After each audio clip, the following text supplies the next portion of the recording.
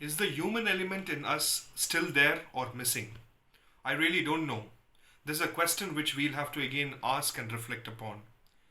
We could see a religious community being discriminated once when they had a gathering in New Delhi, and when they returned back, there was huge discrimination of that community. And we could also see in some areas public denied the burial of a doctor who had been a frontline COVID 19 worker. So when we have all sections of people confused with various emotions, I am really very probably disturbed to know that there are certain people who are so emotional that they take their own decisions of rejecting a particular community or rejecting a group of people just because there is an imminent danger connected with them. At this moment, the best thing would be to have mutual understanding and cooperation.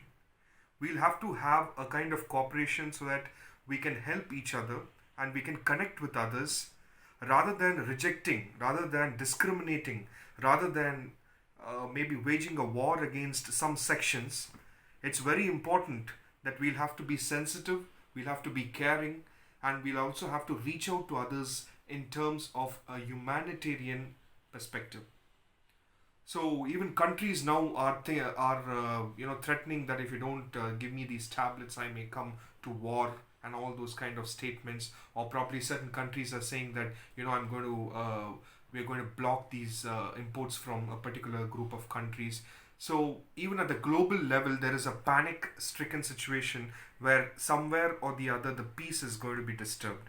So this is the best time for us to have cooperation with one another, a mutual understanding, a mutual connect, so that we overcome all these kind of distractions which are stopping us from concentrating over the solution of a problem and not losing our human element in us because of a panic or because of an extreme emotion.